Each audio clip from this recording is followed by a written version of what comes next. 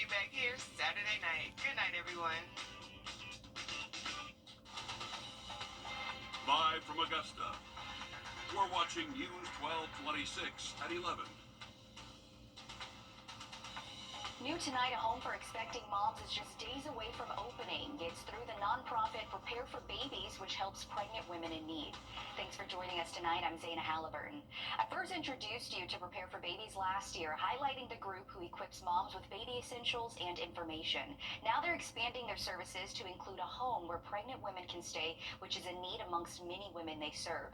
It's a dream that has now become a reality. You're Kennedy Payne joining me live in studio. And Kennedy, you were able to see the home ahead of the ribbon cutting, something that's been in the works for a while. Yeah, I was, and you're right. It's a home 3 years in the making, born from persistence and a powerful need in our community. It will eventually be able to house up to 6 moms. And on August 10th, the doors officially open with a ribbon cutting and dedication.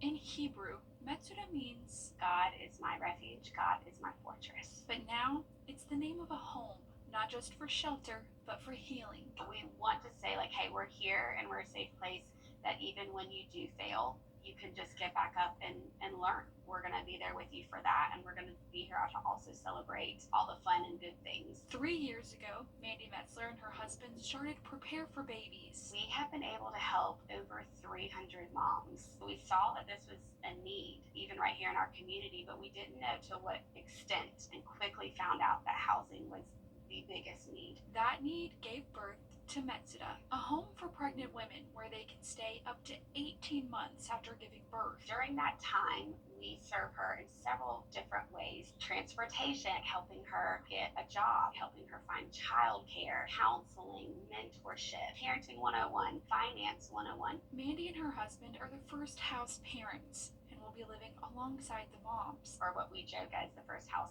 family.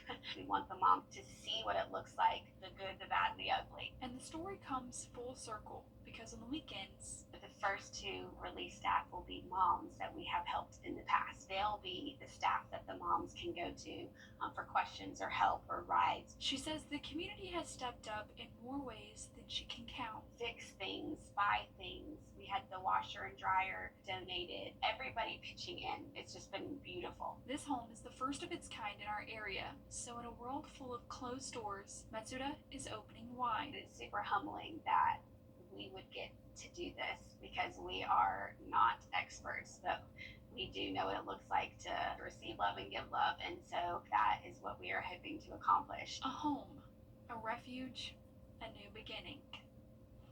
The nonprofit also has an Amazon wish list filled with items to help furnish the home. It's on your screen now, full of everything from cribs to cleaning supplies. Anything purchased ships directly to the house. And applications for housing open the first week of August, and you can apply online by visiting prepareforbabies.org and clicking the I'm Pregnant tab. That's awesome. It's nice to see it all come to fruition, something they've been working on for years. Kennedy, when we talk about nonprofits, usually they are in need of volunteers. Is that the case here? Yeah, absolutely, you're right. We always hear volunteers are a big need, but she said things like financial partners are something they're looking for, but also something as small as offering childcare, coming to hold a baby, to give a mom a break, or even offering to take them to doctor's appointments or things like that, or meal trains for right when they have the baby. Anything small like that definitely helps. So they're always looking, but you do have to pass a background check, just make sure everybody's safe, but definitely in need. Absolutely, nice to see. So if you are not in need of housing, you can still help out in some way, whether that's donation or just giving your time. Thanks, Kennedy, for that. If you watch News 12 at 6 o'clock, you're probably familiar with the First Alert Weather Team's 3-degree guarantee. Each weekday, if our forecasted high is within 3 degrees of the actual high for the day, our sponsor, Tub Doctor, donates $50 to the nonprofit of their choice for the month. Tub Doctor donated $1,000 to Prepare for Babies back in January as the first nonprofit to kick off the 3-degree guarantee. Emily, and it's a full weather team effort to hit that 3-degree mark each day. Tonight, you can guarantee it's another cooler day before those triple digits come our way, right? Yes, definitely so. We love the 3-degree guarantee.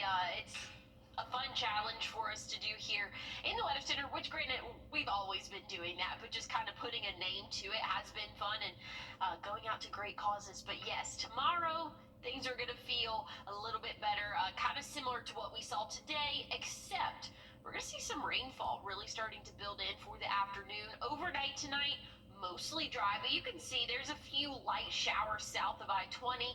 But overall, most of us are going to stay nice and dry overnight tonight. Now, tomorrow, different story. We'll start off the morning, maybe a few isolated showers before the noon hour, turning more widespread throughout the evening. I don't think it's going to be as intense as what we saw yesterday, but still going to be tracking that chance for heavy thunderstorms. So a marginal flash flood risk is going to be in effect again for your Thursday. Really, Thursday afternoon is going to be that more timeline there. But thankfully, we did not have any issues throughout the day today. So things were just dry, lower humidity levels, which was nice.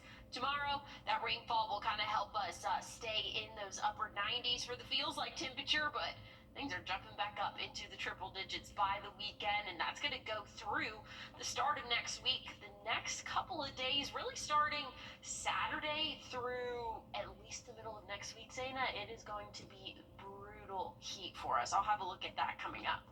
Okay. All right, Emily, thank you.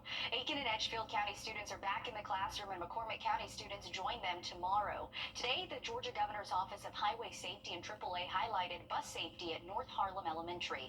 Bus driver safety and kids safety were big topics, as well as reminding drivers that you can't move past a stopped school bus unless there's a median in between. Officials say it's important to have conversations with kids who ride the bus to make sure they're paying attention too.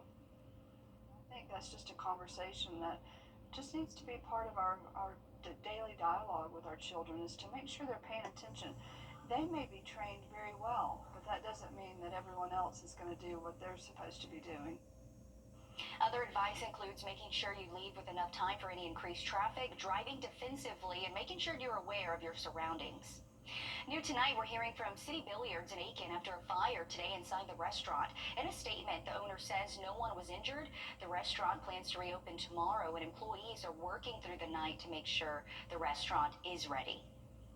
Connecting with the community was a cornerstone for Richmond County Sheriff Eugene Brantley's campaign, and today that's exactly where we found him, at a youth basketball camp hosted by the Sheriff's Office. It's been a little over 7 months since Brantley took office. Your Will Rio met with him to discuss how his campaign promises are shaping up. Inside the Lucy Laney High School gym. Teaching us how to shoot and stuff, and like learning how to do defense and stuff, how to defend the ball and how to play, just overall play. It teaches you a lot of different skills. This is more than a pickup game of basketball. The workouts are tough. The competition, it's like fun and stuff, going against other people and all that. It's about building a relationship between Richmond County deputies and the kids in our community. If you just look at them, they're smiling, they're enjoying it. Including head lawman Sheriff Eugene Brantley. It's good that he coming around to help us and stuff with our game. I think it'll make us have a good relationship with him and stuff. That's the platform Sheriff Brantley ran on, connecting with the community, specifically the kids. With anything you do in life, there's going to be some competition. And so just trying to show them how to compete, how to be champions, you know, like I stated earlier, not just on the court, but also in life. You know, sometimes things may not go your way, but you got to kind of work through them and figure it out. More than 6 months into the job, the Sheriff's Office flexes a 28% reduction in Part 1 crimes and a drop in injury-related traffic crashes. How are things going for you guys? I feel like they're going well. We still have a long way to go, but I think from where we started, we've grown tremendously. I feel as if we've started to get the support of the community, and so it's always important to stay engaged with the community. Just this week, the sheriff was recognized by the Georgia Benevolent Association for outstanding service and leadership. That goes along with the handful of events the sheriff has organized since taking his oath, like Coffee with a Cop and his summer Q at May Park. That's how you gain the trust of the community, when you're open and transparent. People feel like there's nothing to hide, and you gain that trust, and that's what it's all about.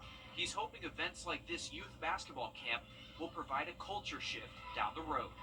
How can events like this today help you in the future? And this is something they'll probably cherish and remember as they get older. The sheriff says they plan to hold a couple more events this summer. We'll be sure to keep you posted on those. Happening now through August 16th, you can give your input on changes you would like to see in your communities. You can comment on the draft of the Augusta Regional Transportation Studies Metropolitan Transportation Plan online, also known as ARTS. ARTS is a federally funded agency that's responsible for recommending projects to improve roads, bridges, sidewalks, and other public projects. The Metropolitan Transportation Plan has to be updated every 5 years. Since ARTS works with GDOT and South Carolina DOT, public meetings will be on both sides of the river. Those dates are here on your screen. First up is Aiken County at the Government Center from 6 to 7:30, August 5th. There's another on August 6th at the Columbia County Public Library from 11:30 to 1, and in Richmond County the same night from 6 to 7:30 at the Sand Hills Community Center. The formal adoption's expected in September. Well, temperatures are on the rise as we go throughout our weekend and into the start of next week, so enjoy tomorrow. Tomorrow's going to be our last day where heat index values will be under 100. I'll have a look, though, at what you can expect throughout the next 7 days coming up. Plus, the new Wall Street Journal report claims President Trump's name is in the Epstein files. We get the latest updates around the case after the break. At Harker's Kitchen, we go big, like our huge, crunchy, juicy, never frozen chicken tenders with an extra large serving of Harker's signature sauce. At Harker's Kitchen. First Alert Weather, where accuracy matters, keeping you alert during severe weather and helping you plan your day. We put our money where our forecast is. Each weekday, our forecasted high is within 3 degrees of the actual high. A local charity gets money in the bank. By being 100% accurate for a full month, over $1,000 went to a single charity. No other Augusta station is on your side the way we are, keeping you ready for anything and putting our accuracy to work. The First Alert Weather 3-degree guarantee, sponsored by Top Doctor. It's the summer sales event with the Ford Crew. It's summer event time, Sam. Great time to buy. A Ford F-Series truck. Take your pick. Gas, all-electric, hybrid, and diesel. With impressive towing capability for any size to-do list. Like building a house. A two-story brick colonial. Or hauling that boat to the lake. What? That's actually on my to-do list. Oh. Get 2.9% financing for 72 months or up to $11,400 in total savings plus complimentary maintenance and no payments for 90 days on select F-150s. Now, your First Alert Weather with meteorologist Emily Acton. Overnight tonight, temperatures will drop off into those middle 70s, so another very warm start to our day tomorrow. So if you have any outdoor chores you need to get done, maybe you want to take your furry friend out on a walk, the earlier the better. Again, with our average low overnight tonight still in the middle 70s. We're going to stay mostly dry for the morning, but still could see a stray shower as we get closer to the afternoon. After around 1-2 p.m., more widespread showers and thunderstorms will be in play for us. We'll see high temperatures, though, topping off in the lower 90s. So tomorrow is going to be a little bit more comfortable, kind of similar to what we saw today. Just add in a few more showers for us. So here's what it's looking like around 2 p.m. Then we can see just a few of those showers and thunderstorms linger on into the evening. Overnight, though, things are starting to clear up nicely for us. So again, very hit or miss showers. We do have a marginal risk, though, for any of those thunderstorms to produce a lot of rainfall very quickly. So flash flood risk is going to be in effect for really the second half of the day tomorrow. We had several flash flood warnings last night. I'm hopeful that it's really not going to be as intense of rainfall as what we saw last night, but still, that flood risk is there and something that we'll continue to keep an eye on as we go throughout the day tomorrow. Once we get into Friday, we'll feel like 102, and it's only going up from there. Here's Saturday, 105, 107 Sunday, 108 Monday, and this is the feels like temperature for us for the next 5 days. Look at the actual temperatures. We'll get to that, I guess, in just a second here.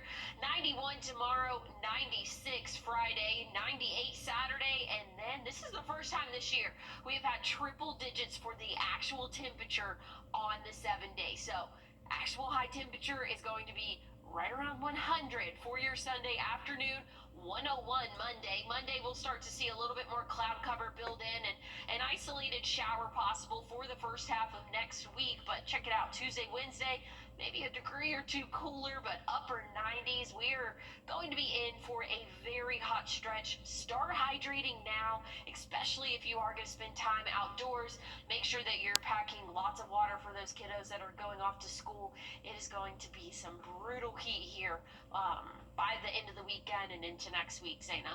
Good reminders. Have to be safe out there in the heat. Thanks, Emily. A new report from the Wall Street Journal reveals that as we head to break, we're giving you a live look from Cincinnati and your winning lottery numbers.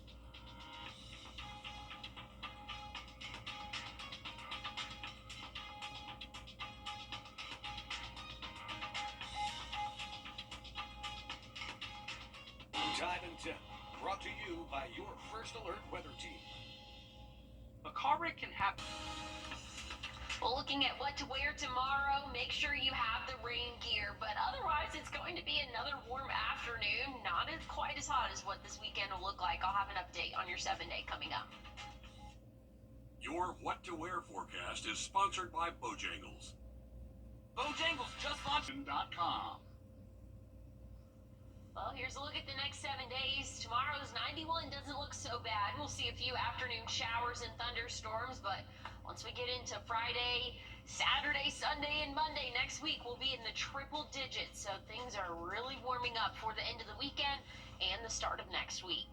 Thanks, Emily. You have to be safe out there. That's all our time for News 12 at 11. We hope you tune in to News 12 this morning at 4:30. Have a good night. JD